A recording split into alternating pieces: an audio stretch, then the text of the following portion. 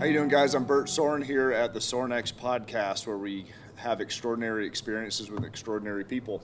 Today, I have one of the most extraordinary people that I know that I get to call a friend, Miss Laura Zerra. Welcome to the show. Thank you for having me. You're welcome.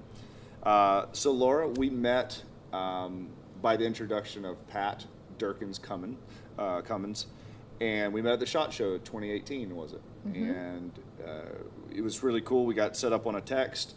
Hey, let's go hang out, say hi. Didn't really know what to expect. And an hour into us hanging out at dinner, I believe I asked you to speak at Summer Strong. Yep. One of the more interesting conversations I've ever had, impactful in many ways, and it only speaks to who you are as a person. And so I'm thrilled to have you here in the cave. Stayed with us for the last couple of days. That's been super cool. Showing me up in the swamp by being much more of a man than I am. We'll maybe go into that on the show. But Laura, for those who don't know, I guess you might consider yourself a primitive survivalist. Mm-hmm. You've been on a couple shows that have been on TV that a lot of the listeners may have watched. Hunter, fisherman, boyer, knife maker. What other things can we attach to Miss Laura Zerra? You know, where are you from? Where do you live? All that kind of fun stuff. Tell us about yourself. I've also been a taxidermist, a butcher, professional mushroom hunter, planted trees. A professional mushroom hunter. How does that work? How's the economy on that work out? I mean, it used to be really good, but basically you go out into the woods and gather edible mushrooms, and then you sell them to a buyer. Okay. So when I say mushroom hunter, people question that. So when you add professional to it, it makes it sound like it's a real job. Like you're sponsored and you have a cool jacket with the name mushroom on it. Hunter. That's good. It works. I grew up in Western Mass. Started traveling when I was about 17 and really haven't lived anywhere permanently since. So I never know how to answer the question where you're from. Okay, so I know I shouldn't ask how old you are, but I'm going to ask how old you are. Oh, I'm 32. Because it only makes sense because you said 17. We didn't know if that's been the last 4 months. I'm like, really badass. You've been on vacation. Cool, Laura. You've been around for a year. Perfect. What have you seen? So you've been rambling, basically. Wandering, totally. exploring, things that a lot of us fantasize about and put on a high pedestal as a conviction to your adventurous spirit. Something that most of us can't do, whether we believe we can't do it or we actually can't, based upon our situation and everything like that. Where do you live? Where do you lay your head down? My car. Okay. It always changes. I mean, I'm really lucky to have some amazing You're like the friends. coolest homeless person I know. I am. I'm just a glorified homeless person, which is the funniest part about it is people really like to glamorize what I do, but I mean, in the early years, I didn't even have a car. So I was eating out of dumpsters. I was eating roadkill. I mean, I was loving it. Intentionally. Absolutely. It was survival. You know, I wanted to learn how to do that because I didn't know how. I wanted to travel. I didn't have any money. So I just found a way to make it happen. Wow. So yeah, I mean. Because you don't, and not to draw a stereotype in any way, but you don't fit the stereotype as a homeless person. It's just because I don't have my bindle right now. Right. But you know, you're very, college educated. Mm-hmm. I would assume you have a relatively stable home life. Your hygiene seems impeccable. Thank you. So that you've chosen almost to be homeless, and I've never seen you not happy. You're either really good at pretending you're happy, or you've tapped into something that most of us haven't. Unpack that a little bit. Yeah, I mean, I think that I don't really see limitations as limitations. I see them as problems I haven't solved yet. So if there's something that I want to do that's preventing me from being happy, I'm going to find a way to get around that, and I'm going to find a way to be happy anyway. Sure. I was a really sad kid. I had a great home life. My parents were awesome, but I was just like a really sad kid. I was always kind of odd. I never really fit in. And it got to a point when I was in my early years of college where I just said, you know, am I going to keep on living this life where I'm nothing horrible is happening to me. I'm not dying, but I'm not happy. Or am I going to find a way to be happy despite whatever I have in my life that's limiting me? Sure. Which at that time was money. I was paying for school. I was working full time and throwing all that money into the abyss that college was. And I was miserable. And I imagined my life, and if I kept down the path that I was going, I could, I'd be waking up when I was 60 being like, what did I do? Why did I not pursue something that made me happy? Why did I just stay doing what I thought I was supposed to do, despite the fact that it was never really what I wanted to do? It was just kind of the path that I thought I was supposed to take. Sure. So yeah, I just started kind of figuring out first. The first problem was like, well, what is going to make me happy? What is it going to be that I want to do? What does the journey look like? Yeah, right. Like that was an important part. And then when I started realizing that and kind of separating what other people wanted from me versus what I really wanted for myself, that made a huge difference. Right. And what did you want for yourself? Well, first and foremost, to be happy, right? Okay. But where I was happy and where I always felt the most myself was in wild places. Okay.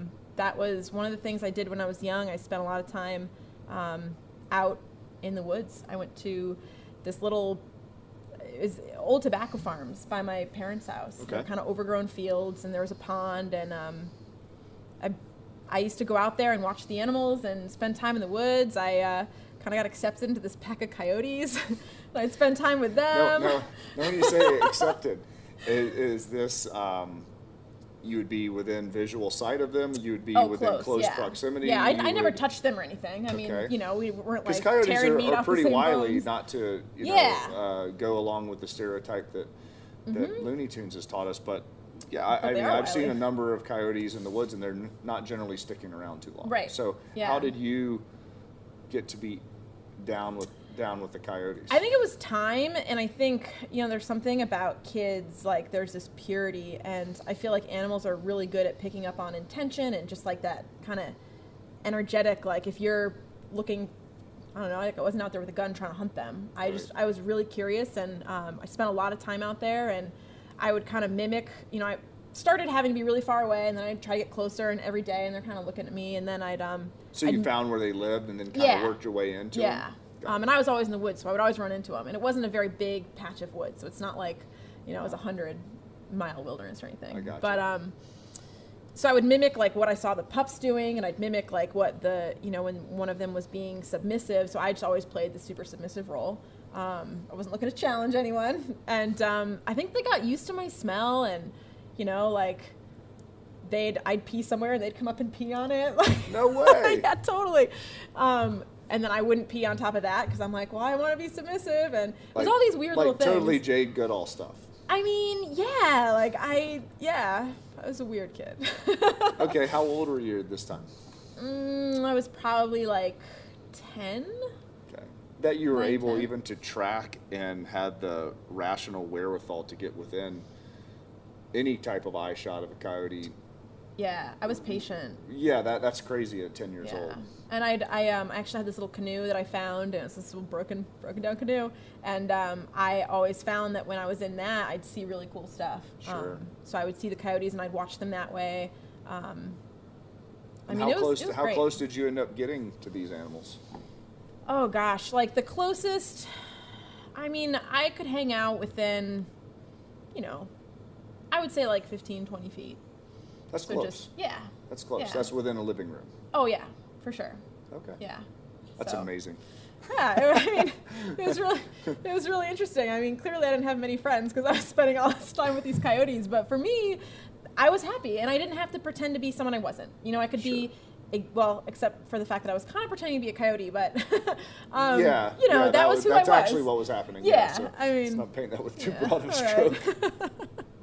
But yeah, I think being out there, I just felt like those were the moments in my childhood where I just felt totally content. I was in the moment, I was happy, and I loved it. I want to do more of that. But unfortunately, you can't professionally be accepted into a coyote pack. There's no jacket for that. So and maybe in today of Instagram, maybe that that's works. true. I can make my own jacket. And there's some interesting hashtags available, I'm sure, for that community. Oh, yeah. We won't go into that. Yeah. But so it made you happy. So tell us, if we're on the happy topic, when have you been most happy, or what makes you the happiest in these seemingly unorthodox locations, situations? You and I have talked, and there's been some craziness in Mexico and different countries, and all these, lightning storms. We were watching a thunderstorm last night on the front porch, and there's been a lot of crazy stuff. What are some of the happiest times that you've had out in the woods, and what keeps you coming back? Yeah, I mean, funny enough, those times are the happiest times.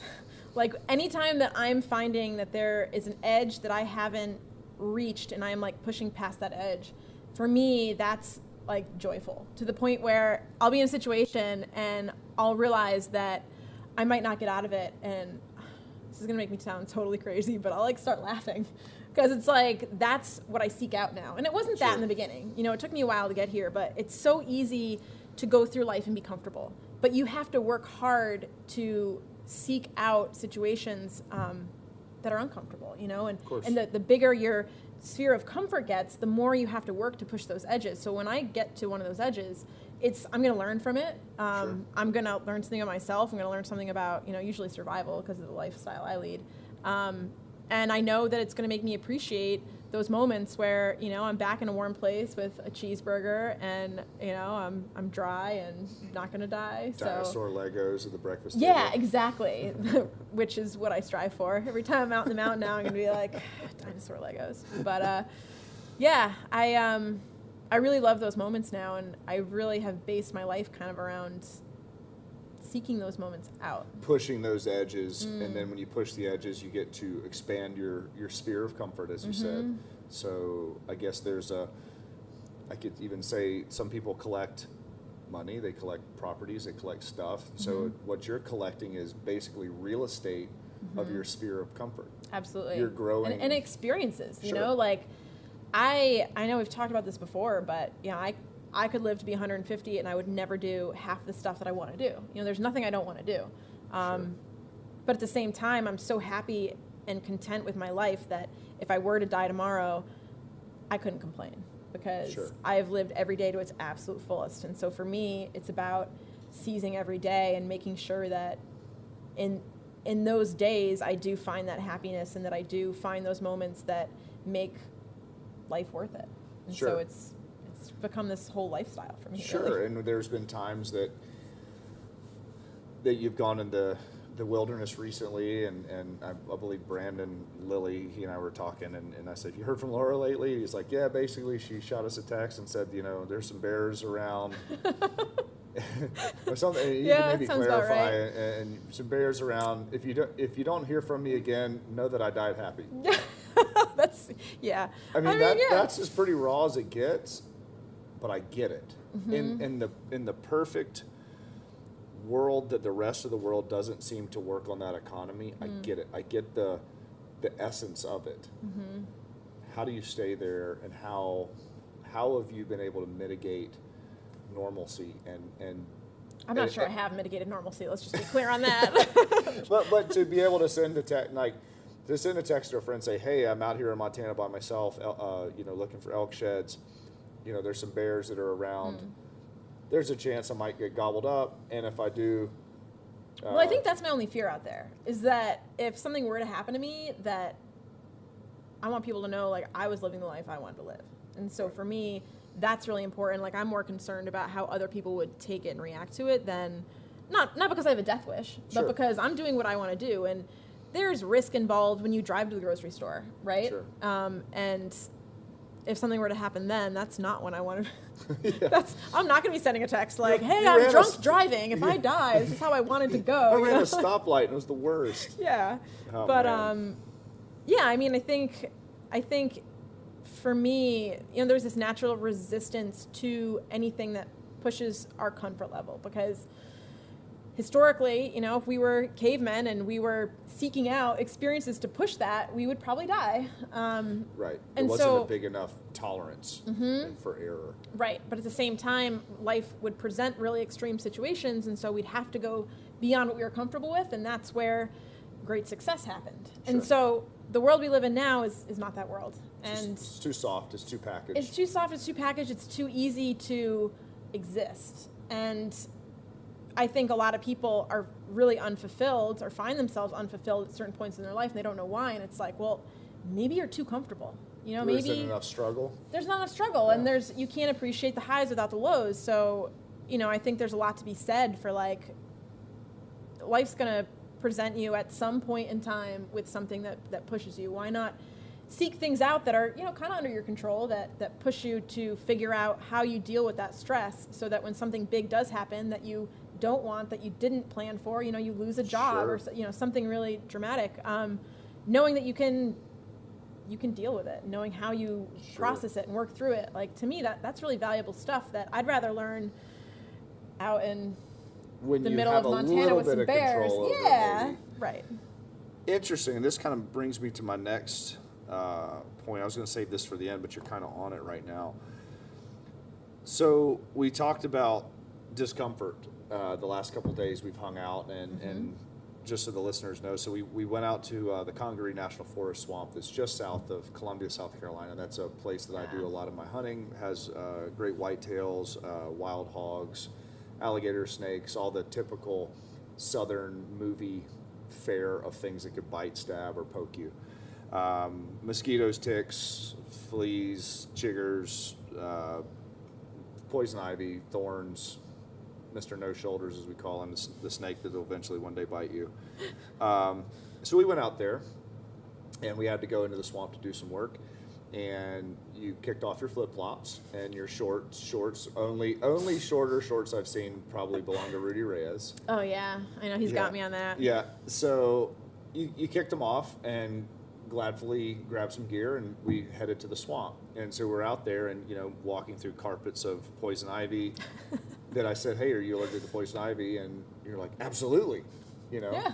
And so we talked about some things like that. So I want you to kind of unpack a little bit of that, but it culminated in you sprinting through the black mud of the swamp. That I know there's a lot of things that bite you that have poison in them.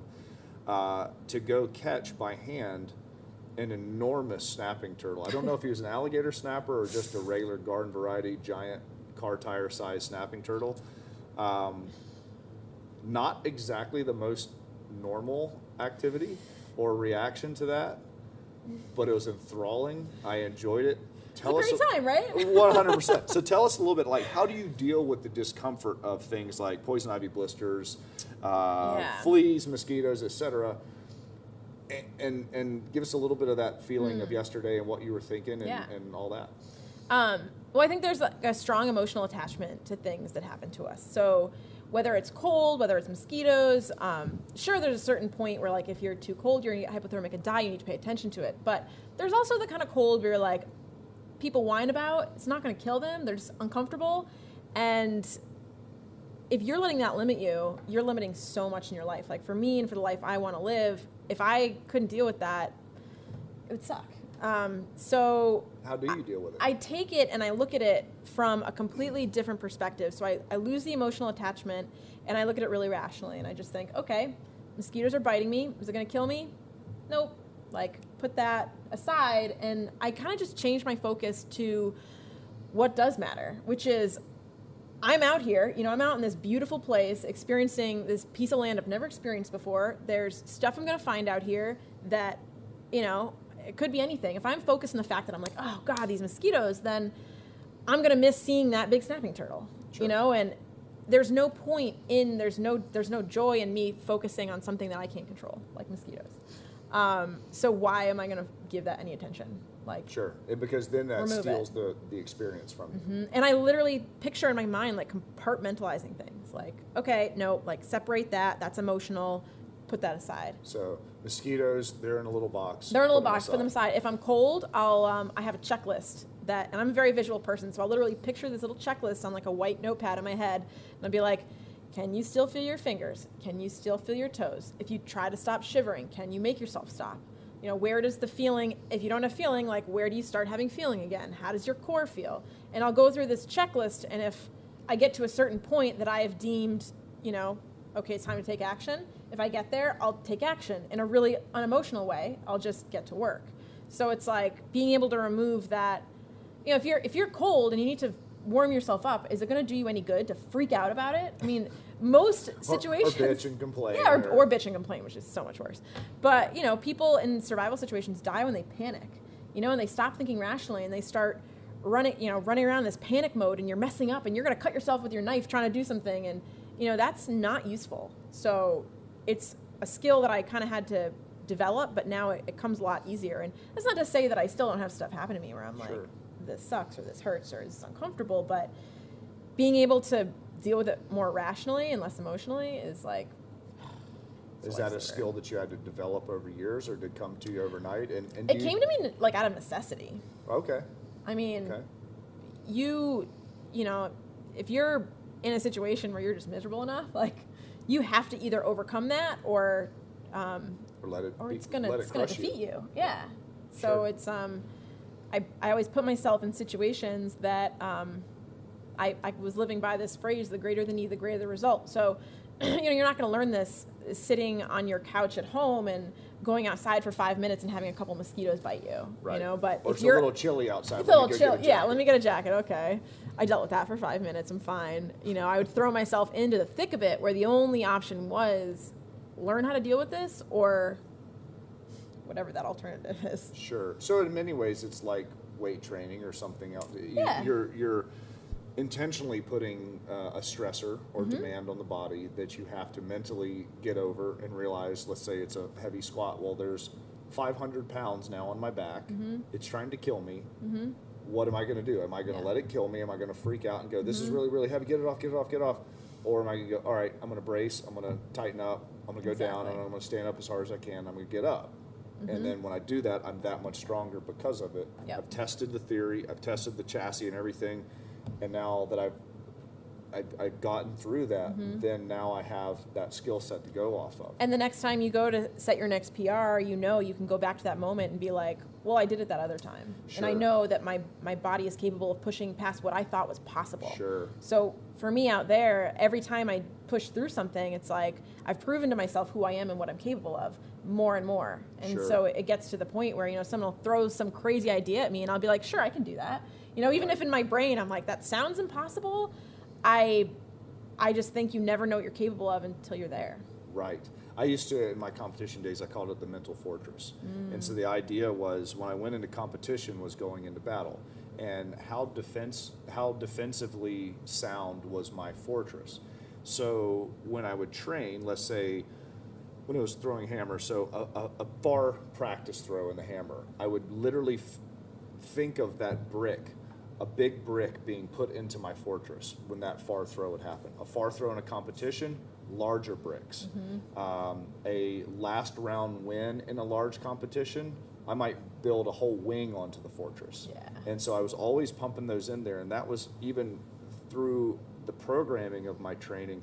I intentionally put times in there for testing often and things that didn't necessarily attack the CNS hard. Say like a max squat is going to attack the central nervous system heavily, but testing a 4 kilo medicine ball overhead throw every 2 weeks, there's a pretty good chance I'm going to do better at it just as the more I do it.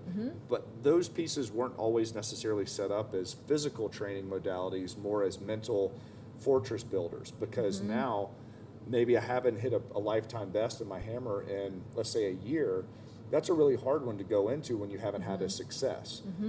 But how we schedule training, I've maybe had 50 micro successes in the last 52 weeks and 5 or 6 major successes. So now the fortress keeps getting bigger and bigger and bigger. And then competition day, first throw goes into the cage because of whatever.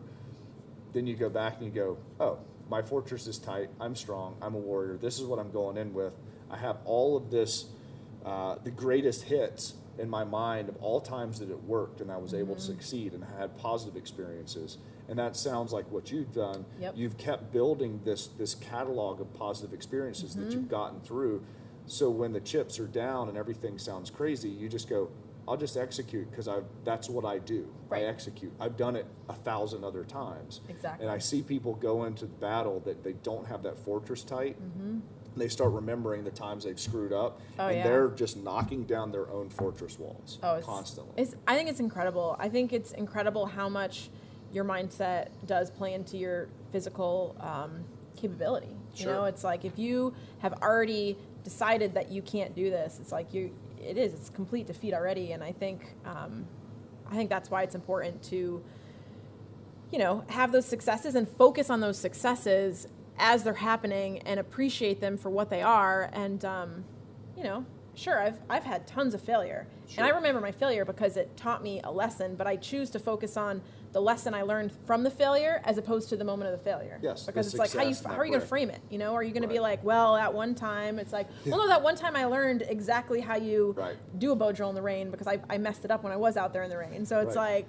Just by deduction, I took away the 5 ways that don't work. And so now there's a better chance I'm going to get it right. Now I know exactly why it does work because I didn't do those. Don't do those. Bad idea. Exactly. I love it. So speaking, I kind of brought in a little bit of my fitness and competition world. I know you train. What role do you find fitness in your life? What have you done before? What are you currently doing? And what role does a typical fitness lifestyle play, or does it play one at all? Right. Absolutely. I mean, I think being fit is going to help you across the board. Sure. I think being fit for what you're going to be doing is really useful too. You know, does it make sense for me to, you know, work on PRing and you know, crazy squat if I'm going to be going and running an ultra marathon? Like, well, I mean, sure, having muscle is going to help to an extent. But in certain situations, I found for my lifestyle, having actually too much muscle can limit me, because if I'm going out and I require a certain amount of calories to perform normally through a day, then if I'm not getting those calories immediately, like my body starts failing me. So right. So you could build an engine too large that needs too much gas under the circumstance when gas isn't available. Absolutely. And so, I mean, for me, I'm always training differently, and my body's always doing different things, and I'm oftentimes going out in situations of, you know, survival situations where I'm losing a lot of the muscle I've built. I don't have that constant routine, but what I found is that my body can lose muscle really quickly. You know, I just came back from a survival trip, and I went and tried to do one single pull-up, and I actually tried to just bend my arm. I couldn't even bend my arms. You know, really? like it was. I mean, of course, I had to laugh. Sure. But it's amazing how much you can lose in a short period of time. But my body will lose things quickly and then regain them quickly. And Sure. it's, you know, my body decided when I was out there that I didn't need to do pull-ups, so it kind of just got rid of those muscles. But Sure. but you know, I think overall, when I come back, just being fit and going into something, having a level of fitness, it's always a useful thing. It's a tool. It's a resource. It's a tool. And I mean, there have been times when, you know, I've needed different strengths, and I certainly I'm the kind of person that never wants my body to be the weakest link. I never want to be there and be like, well, I could do this if I was only a little stronger, if I was only a little faster, if I only had more endurance. Recently, I've been focusing more on kind of like endurance stuff, I think. Sure. I know you ran a 50K ultra marathon, 3 days after coming back from a 3-week survival trip where you lost 20-something pounds, and how many miles did you walk on that shed hunting trip? So you were looking for elk sheds, and it was some ridiculous amount of mileage. Yeah, it was like 20 to 30 a day in some pretty intense terrain. Some of the days when I was in thicker stuff, I'd only do 15, but it was definitely a situation where you come out and you're stronger than you've ever been, but you're in certain ways weaker than you've ever been. Sure. Sure. Now, how did you, talk about fitness and sometimes the keto diet or dieting? So right now, specifically in the fitness world, not everyone, but most people are trying to, stay strong, get as strong as they can while being as lean as possible. Right. That's not generally your mindset, because you're turning your body into a resource. So tell us a little bit about that and how you do that dietary with your diet, and maybe some things that people don't know how that works. Well, it's funny because being strong and lean is this amazing luxury that we have with the comforts that we have. So traditionally people couldn't necessarily, if you were lean, it's because you were hungry. So, of course, like everyone wants to be lean and strong, but at the same time, going out into a survival situation or going out onto one of these trips I do, if I don't have enough fat to provide fuel for me, then I need to be consuming so much food that, even on my last antler hunting trip, it's like I carried an 85 pound pack in 48 miles. That's a ton of weight for my frame. And I was... And how much do you weigh, roughly? I'm like 130 to 140, depending on where I am in my... So high percentage of your body weight. Yeah, high percentage of my body weight. And going out there, it's like I was consuming 6,000 calories a day, still losing like a pound a day. Like, that's crazy. Sure. If I were to bring enough food out to keep me from losing weight, then I would have had, prohibitive. Absolutely. So if I can, so if I can put on an extra 10 pounds before I go out of fat, seems counterintuitive. You want to be fit. You're going out here. You're going to do this really athletic endeavor. But it's like, no, if I have 10 extra pounds on my body, that's fuel that's going to burn when I'm up in the mountains. And I actually don't. That's a more efficient way to bring the fuel with you than to actually have it in your pack. Mm-hmm. And I'll specifically eat so that my body's not in ketosis when I'm out there. Like, I'll have high fat, but I'll take my stick of butter and I'll dip it in granola to make sure I'm not in ketosis, because I don't want my body to burn fat really efficiently. I want it to burn as slow as it can so that I can have it for longer. Because it's like, if I'm just burning a ton of weight really fast, then that's your resource. Right. So it's like, it's not everyone's conventional fitness. It's certainly not, it doesn't make sense if you're not going and doing what I'm doing. But for me, I've had to find, all right, drop some of the ego around it. Like, do whatever you need to do. No, not everyone's going to understand why you're consuming tons of sticks of butter right now, right. Which is my go-to for gaining fat. So you just eat a stick of butter like an candy apple bar. Yeah. Are you a regular butter, salted butter, grass-fed butter? I like butter? Salted butter. I mean, grass-fed for sure, but sure. I like salt in my butter. Nice. Now, do you do Makes anything? Makes more palatable. Do you do anything else with said butter? Do you drink it ever? So when I'm out, one of the first things I'll cook up in the morning is I'll melt a stick of butter and I'll deep fry salami and cheese in it. That's and amazing. Then and then I'll have like some leftover butter in there after I eat the salami and cheese, and so I'll pour some like granola in there. I love blueberry flax granola to soak it all soak up up the butter, and then sure. and then that stops, like, that prevents me from being in ketosis from the fat. Right. So then you stay out of ketosis. You have a little bit of fiber. I'd eat like that in a second. That sounds great. Yeah. And you're out there and you're fantastic. Like, this is how I lose weight. Right. And so when everyone's getting ready for bikini season and dropping all this weight, you're putting on 20 and 30 pounds of fat. Yeah.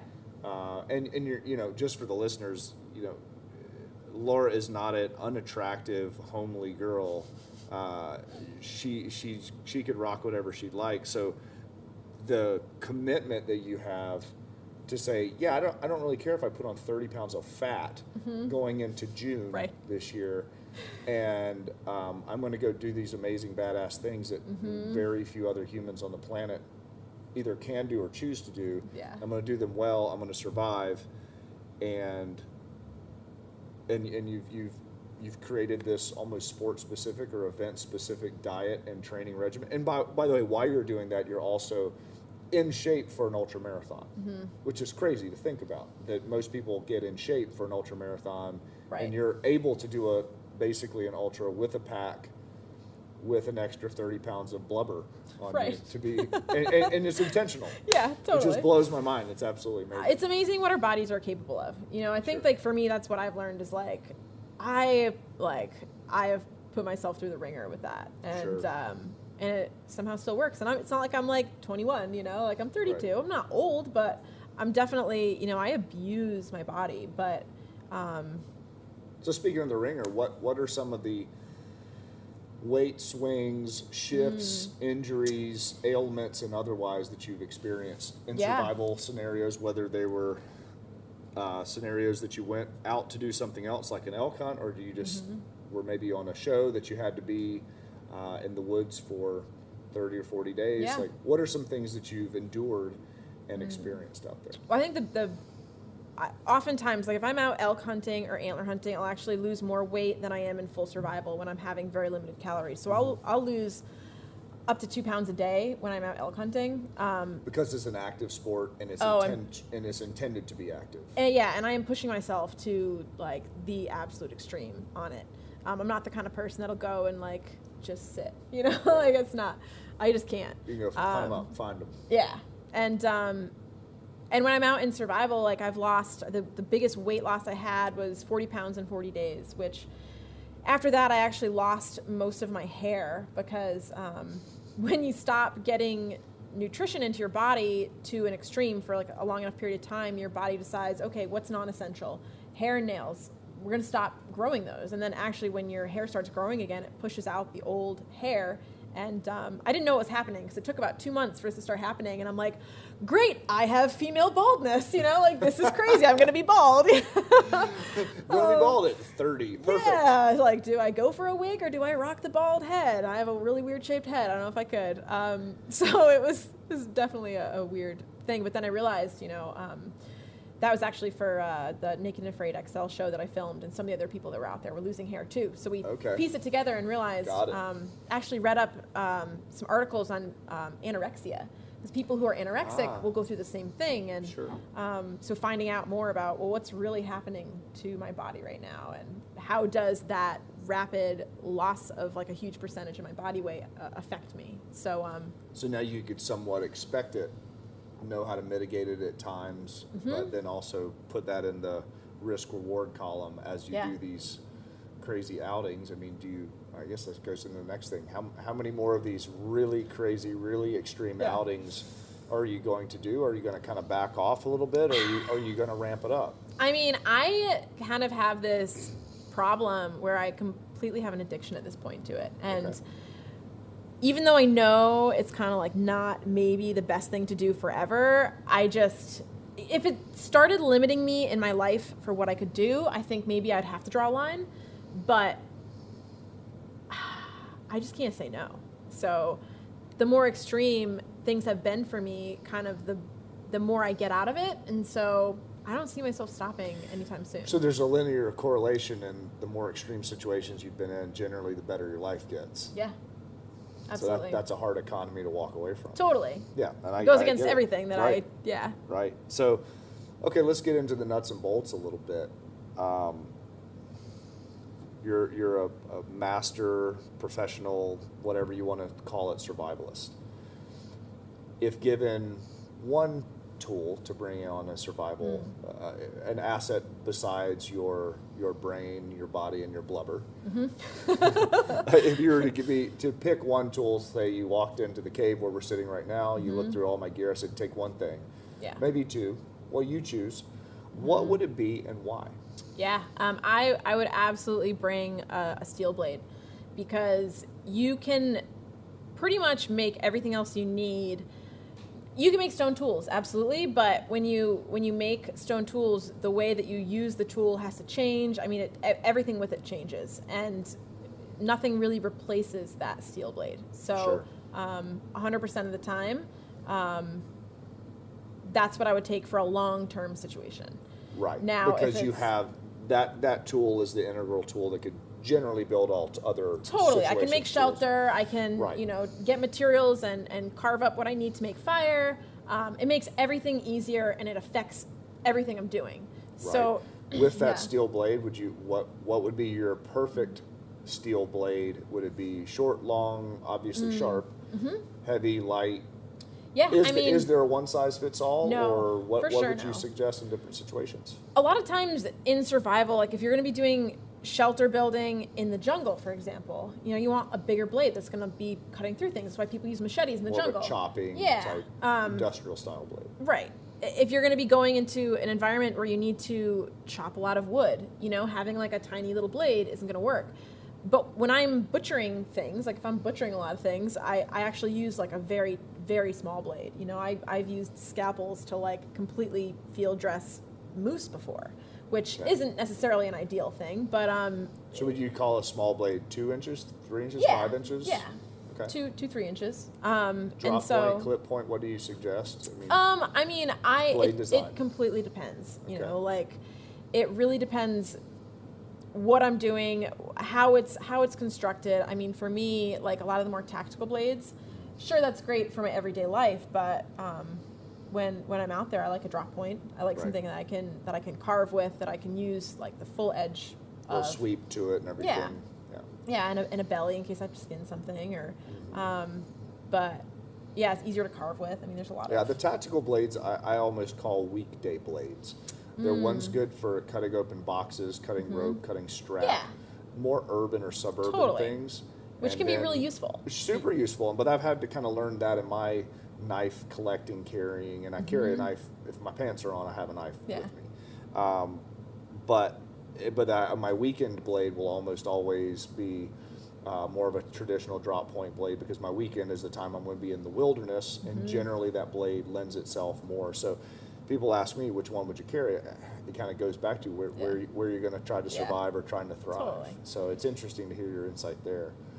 I know you've made a couple blades, and actually you have a book that you just wrote about knife making. Yeah. Tell me about that. Yeah, so I wrote a book about knife making. It's something that I am I don't think I'm good at anything. I think I just put a lot of effort into everything I do, and I'm proficient at a lot of stuff. And so knife making is the same thing. I was a farrier, so a horseshoer, started years ago. And that kind of lends itself naturally when you're banging away on metal to, well, I want to make a knife. You know, anyone who is going to tool. Yeah, first primitive one. tool, of course. So learned kind of doing stuff like that, and have made a few blades over the years, and in the past few years have gotten more into it, and was approached to write a book, and wrote the book about knife making, and it was one of those great things where I'm like, well, I'm not the best knife maker. I know some of the best knife makers in the world, and luckily some of them were able to lend some of their knowledge. I interviewed, I believe, 8 makers in the book, and kind of just getting everyone's perspective, but writing it from the point of someone who remembers what it's like to know absolutely nothing. Because I still feel like the more I know about knife making, the less I realize I know, and so I know what it's like to not know everything, and writing it from that perspective, and writing the book that I wanted to have when I was first getting into it. So I learned a lot. It's really hard for me to sit in one spot and write on a computer for hours on end. Like that was it was really challenging part of it. But now the book is out now. Where do they find the book? The book's on Amazon. I believe it's in Tractor Supply, Barnes and Noble. So you can get it all over the place. What's the name of it? A Modern Guide to Knifemaking. By Laura Zerra. By Laura Zerra. Very cool. Don't want to go too far into that one. That's more of usually people leave that for last, but it's just where we went. So we've talked about knives. We've talked about butter. Those are some of my favorite things. Those are the two things I think that in my mind you go nowhere without. What are some of your other comforts when you're in the wild? Is there anything else that you like? I might have my knife and my butter, but I'm certainly going to bring a... I think no one would expect this. Or I certainly would like to have a... Music. I spend so much time in the backcountry, and anytime I get into a really hard situation, if I have the ability to put music on, there's like a few go-to songs I have, and if I can put those songs on... the theme song from Last of the Mohegans is like my jam. And I will put that on repeat, and people will be like, are you on crack? Like, where did you get this energy from? And I'm like, nope, it's my song. Shut up, I'm listening. It's like, it's really, it's important to me. It's mentally, it just lets you kind of, if you're having a hard time getting into that zone and focusing on that moment, it's almost like you can hyper focus and just tune into this and bring out this part of yourself. It's just... Sure.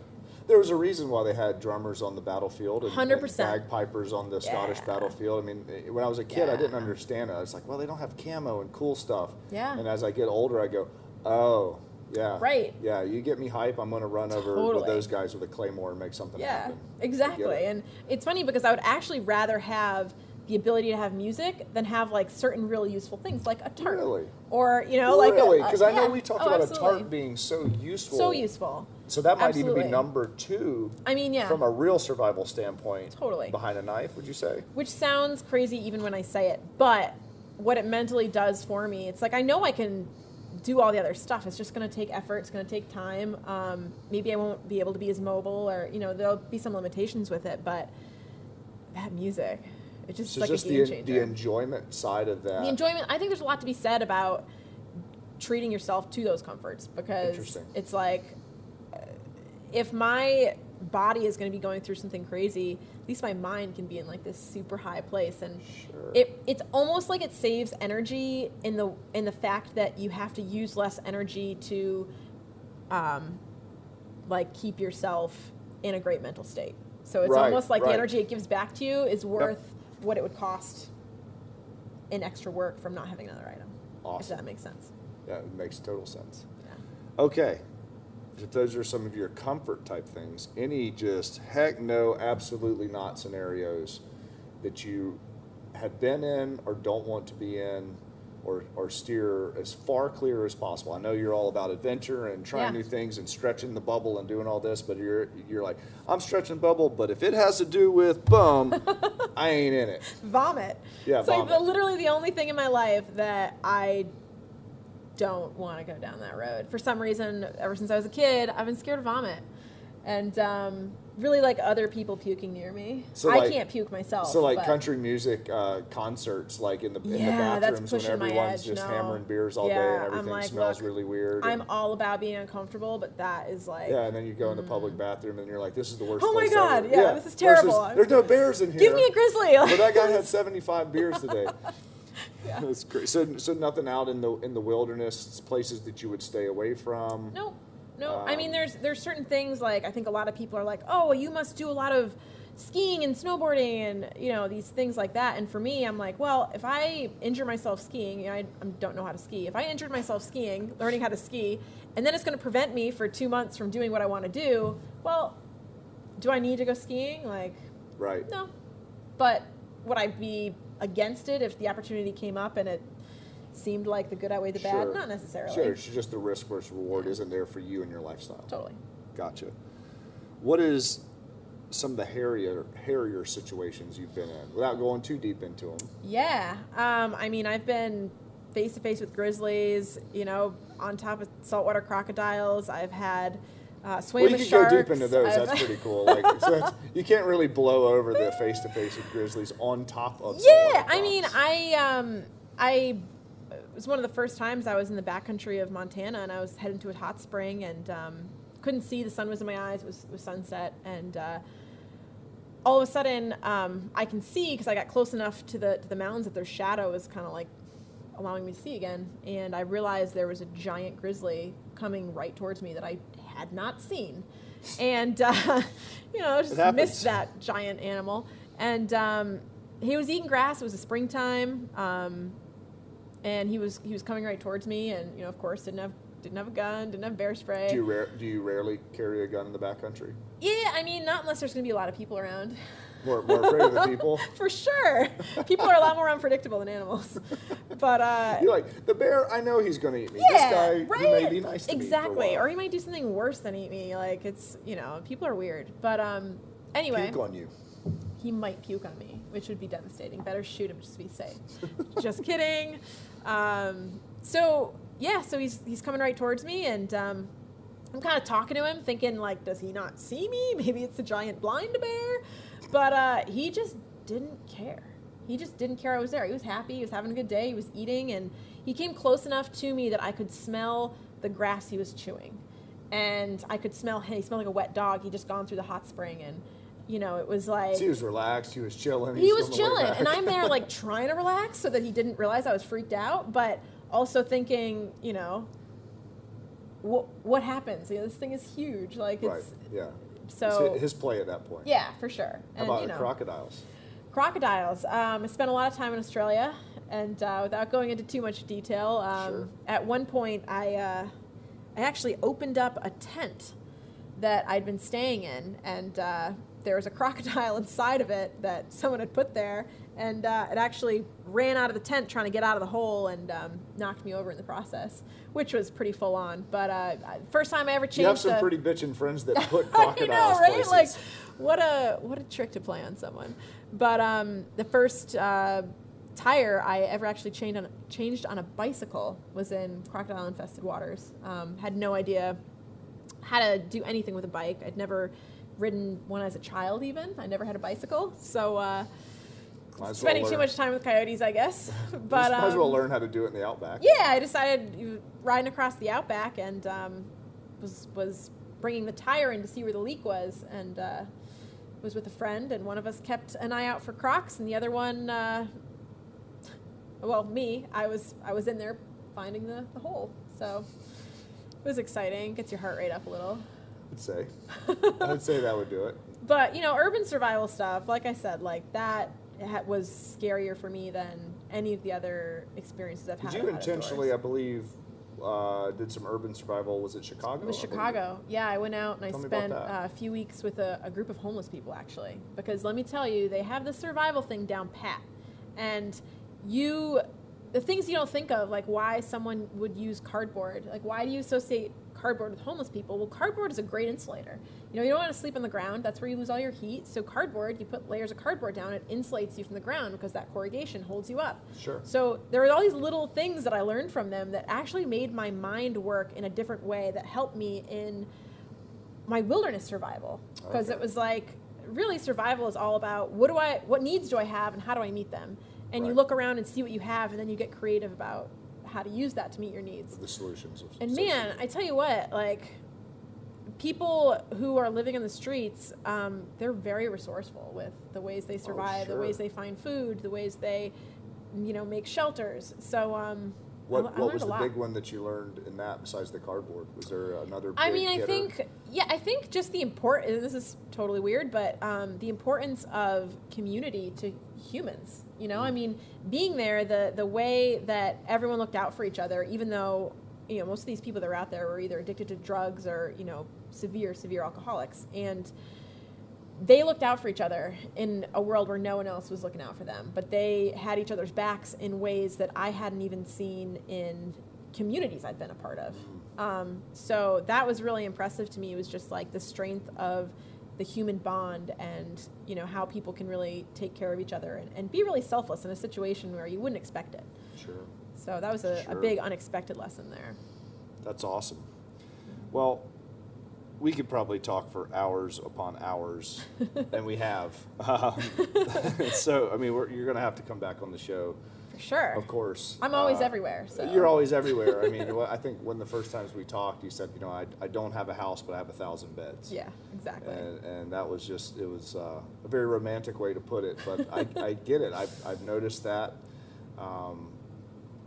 Where you bounce around, and I see you pop up on Instagram here and there. I'm like, oh, she's at so-and-so's house. Cool. Yeah. Or it's some top of a mountain. Yeah, one or the other. It's a beautiful life that you get to live. So thank you. What's next for Laura Zerra?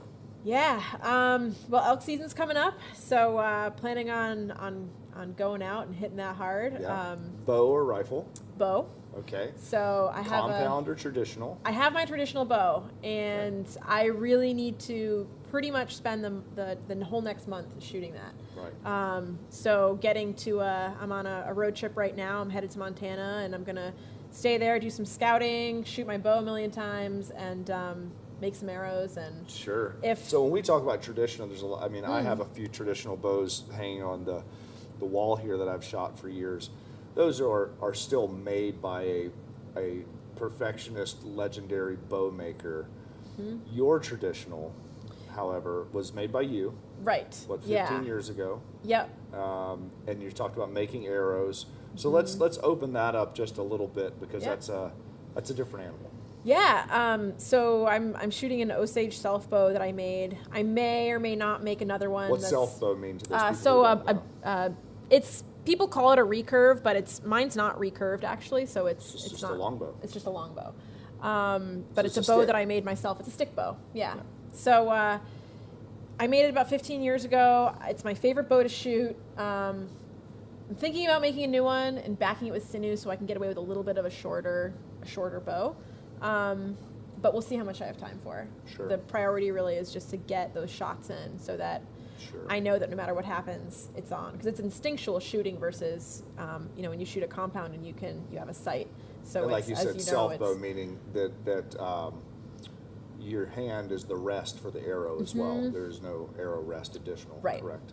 So it's all about repetition and training it into instinct as opposed to trying to mentally, which I feel like is just a metaphor for my life, really. It's like just trying to train it all in instinctually instead of thinking, because that's when we mess up. So when you said you build your own arrows, so the arrows that you are shooting are ones that you've literally taken wood out of the forest and turned them into arrows? Yep. Flint knapping stone points for them, using turkey feathers for fletching, and so as legit sinew as it gets. from my elk last year to wrap it all up. And yeah, I have a deer that I killed years ago. That's my quiver. Some buckskin that I Now, have you ever killed a large game animal with that bow? In Australia, but not in the U.S. Okay. So yeah. So flint napped heads, the turkey. I mean, the whole is as cool as it gets. The cool guy as cool cool girl gets. Yeah, and it's awesome. It's one of those things where, as a nomad, one of the hardest things that I struggle with is I never want to take that shot to wound an animal. Like no one does, but I won't take those risky shots with my bow. And if I'm not shooting, last year I would have loved to go out hunting, but I was writing my book before elk season, so I wasn't shooting regularly, and that's the big limiting factor I have with that. So what are your shot ranges with that? What do you consider yourself proficient? Man. Because I've seen some of the compound archers, they're shooting accurately 100, 120 yards. Oh, totally. I'm talking 10 yards. Like, wow. I am close as I can be. I mean, can I make a shot further than that? Sure. Right. But do I want to make the best shot possible? Absolutely. Right. And is it possible to get that close to an animal? 100%. So to get that close for me, like, that's my goal. Yeah. If I have to make a 15-yard shot, and I think I can do it, and I'm feeling really great about it, and my shot's on point, and I've been shooting that bow a lot, and I trust everything about the situation. Am I going to take the shot? Yeah. Further than that, it's a situational thing, but I don't want to shoot anything far away. For me, the part of the excitement is being that close. Of course. To this animal. I mean, elk and rut that close to me is like I'm getting goosebumps right now thinking about it. It's like that's the ultimate. So that is the ultimate, and I look forward to seeing. Yeah, we'll see how it goes. I mean, it's anything could happen. But yeah, I mean, doing something in that way is certainly the hard way. And if it's a failure, I'm going to learn from it. So of course, whatever. So, where can people find you? So I am most active on my social media on Instagram. Okay. So at Laura Zerra. I do have Twitter and Facebook, and laurazerra.com is my website. Awesome. You tend to be pretty interactive with that and get back with people quickly. Yeah, I'm 100% the best on my Instagram. I don't always have a lot of time when I come into service, and so as much as I want to check everything, and sometimes just going into email and doing all that, it's like if someone sends me a message on Instagram, or if I see a comment or a tag or a post, it's just easier to have it all kind of be there. So. Sure. And if you don't get back with them, you're either in the woods for I'm most couple likely, months. Yeah. Or yeah. Something. Yeah. Or in really terrible service. Gotcha. Which is more often than not. Laura, thank you for being a part of our family. Thank you for hanging with us, and thanks for sharing your life with us. Bert, I can't thank you enough. Thanks for having me on. Yep. Well, that's it. That's Sorinex podcast episode, whatever episode this is, that Laura Zerra was with us. She's amazing. Keep up with her. Any chance you get to hang out with her, I'd highly suggest it. And I know we're blessed for getting to do so. Thanks a lot, guys.